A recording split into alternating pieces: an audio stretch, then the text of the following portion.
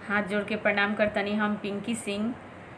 रउआ सबसे निवेदन बा कि एगो छोटी सी बच्ची के जन्मदिन बा आज, सोनाली के। उनकरा के हमनी के तरफ से, हमरा तरफ से, पप्पू भाई के तरफ से, शेरू भाई के तरफ से, राजेश भाई के तरफ से और माँ म्यूजिक के तरफ से उनका के बहुत बहुत बधाई बा। उ बहुत आगे बढ़स, बहुत नाम कमास, ये हमनी के मनोकामना बा, शुभकामना बा।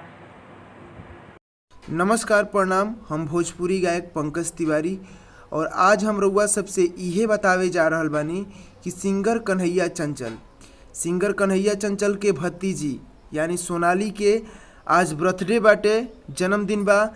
त हमरा तरफ से हैप्पी बर्थडे बेटा, और भगवान से हम इहे कामना करतनी कि तू हंसत रह। हर हर महादेव। नमस्कार, प्रणाम। हम भोजपुरी गायक गुड्डू गुंजन पांडे। आप लोग के एगो बात बता दी कि हमनी के प्रिय मित्र भोजपुरी के बहुत अच्छा गायक कन्हैया चंचल भाई के भतीजी सोनाली के आज जन्मदिन है। बाबू के बहुत बहुत बधाई और भगवान से यह रही कि कृपा यही तरी बन रहो। जय हो भोजपुरी समाज। नमस्ते, प्रणाम। हम आकाश मिश्रा और आप सबके गोड़ छू के गोड़ लगतनी और आप सबके हम ये बतावल चाहतनी कि एगो छोट बच्ची सोनाली के आज जन्मदिन है। तो हमने सब भाइयन के तरफ से, पप्पू भाई, राजेश भाई, माँ स्टूडियो की तरफ से, शेरू भाई की तरफ से और बच्चे के सोनाली तो के जन्मदिन की बहुत सारा शुभकामना, ढेर सारा बधाई। और भगवान से हम निवेदन करब कि तू खूब आगे बढ़ और खूब नाम कमा और आप सब लोग इनका के आशीर्वाद दी और खूब सारा प्यार दी। जय श्री कृष्ण। नमस्कार, प्रणाम भाई लोग। हम राजा राजेश माँ म्यूजिक टीम के तरफ से हमने के बड़ भाई कन्हैया चंचल के भतीजी के आज जन्मदिन है सोनाली के। हमारा तरफ से जन्मदिन के बहुत सारा बधाई, शुभकामनाएं बा। बुचिया यही तरी पढ़ो लिखो, आगे बढ़ो, हजारों साल जिए बुचिया, खूब नाम कमाए। जय माता दी। हम गायिका रूही राजा, आप सब सरत समझ के गोड़ चुके गोड़ लगतनी। आज बहुत खुशी के बात बा कि हमार बड़ भैया कन्हैया चंचल जी के भतीजी के जन्मदिन है। हम दिल से दुआ करतनी कि बाबू जी हजारों साल। हैप्पी बर्थडे बाबू, लव यू। सब भोजपुरी भाई लोग के गोड़ छू के गोड़ लगतनी और सबसे बतावल चाहतनी कि आज कन्हैया चंचल जी के भतीजी के जन्मदिन है। उनकर नाम सोनाली हटे। हैप्पी बर्थडे बेटा।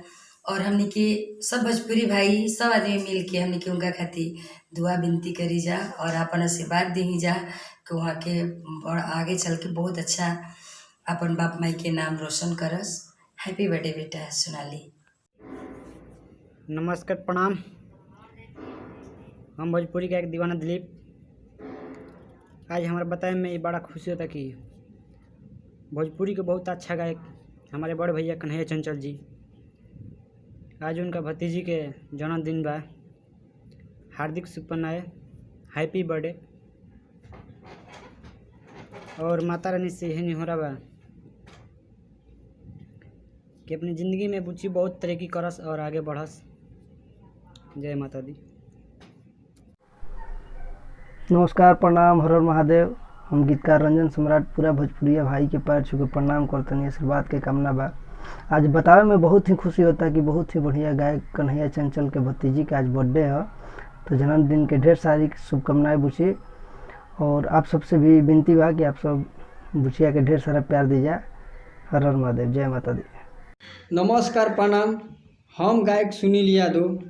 आज बड़ी खुशी के बात बा, बड़े भैया कन्हैया चंचल जी के भतीजी सोनाली के जन्मदिन बा। वो जन्मदिन के हार्दिक शुभकामनाएं बा। माता रानी से दुआ करतनी खूब पढ़स लिखस, आगे मुँहे बढ़स। जय माता दी। नमस्कार, प्रणाम। हम भोजपुरी गायक अभिनव चतुर्वेदी। बड़ी खुशी के बात बा, हमार छोट भाई कन्हैया चंचल जी के भतीजी के जन्मदिन बा। आज दिनांक 10/10/2020 यानी कि आज आप सब वो लड़की के आशीर्वाद प्यार दुलार दी सबे। धन्यवाद। जय श्रीमन नारायण।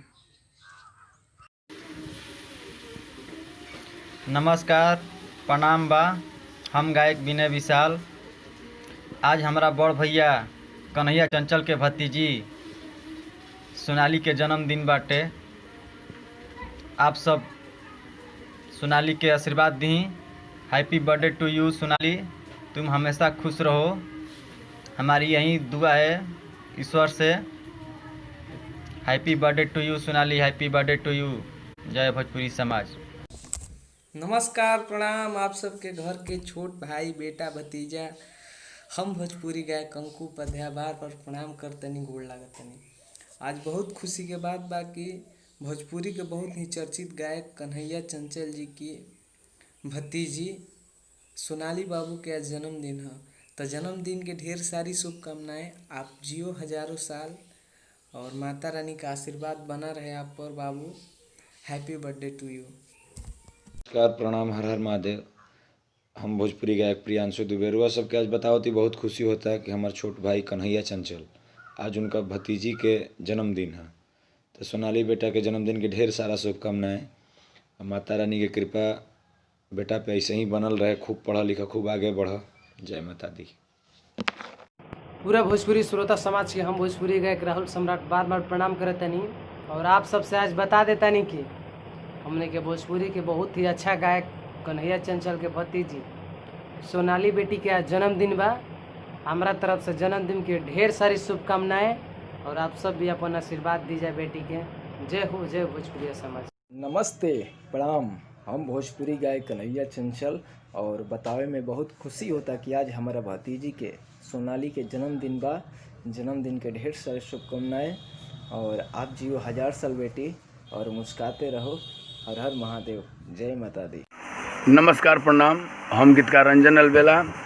रउआ सबके ई बतावल चाहतानी कि हमार छोट भाई कन्हैया चंचल के भतीजी यानी हमार भी भतीजी के आज जन्मदिन है। हमारा तरफ से बुचिया के सोनाली के बहुत सारा ढेर सारा शुभकामना। असही खूब जियस, खूब पढ़स, खूब आगे बढ़स, यह हम ईश्वर से कामना करतनी। धन्यवाद। आप सभी के प्रणाम करतनी। हम गायक राहुल रंगीला। आज बहुत खुशी के बात बा कि सिमरी निवासी कन्हैया चंचल जी के भतीजी जेकर नाम सोनाली बा, प्यारी बच्ची के आज जन्मदिन बा। तो बच्ची के जन्मदिन के हार्दिक शुभकामनाएं, बधाई बा। और माता रानी से कल रात्रि मैया से ही निवेदन बा कि आगे बच्ची के भविष्य के शुभकामना बा, उज्जवल भविष्य के कामना बा। जय माता दी। नमस्कार प्रणाम, हम आप सबके छोट भाई भोजपुरी गायक आकाश अनमोल यादव। आप सबके बता दी कि आज बहुत ही खुशी के बात बा कि हमार बड़ भाई कन्हैया चंचल जी के भतीजी के जन्मदिन बा। आप सब ढेर प्यार आशीर्वाद दी। धन्यवाद। नमस्ते प्रणाम, हम सोनू समरिया। आज बहुत खुशी के बात बा कि कन्हैया चंचल के भतीजी के आज बर्थडे बा। हम चाहब कि हे भगवान, कामना से करतनी भगवान से कि जिंदगी ऐसे ही बना रहे। बहुत बा खुशी के बात बा कि आज बर्थडे बा। जय माता जी। हेलो भैया, नमस्कार प्रणाम। हम बने भोजपुरी गायक कलाकार राहुल रंगीला। आज बहुत खुशी के बात बा कि भोजपुरी के मशहूर कलाकार कन्हैया चंचल भैया जी के भतीजी के बड़े बा। लव यू सोनाली बेटा, हैप्पी बर्थडे, जिया हजारों साल।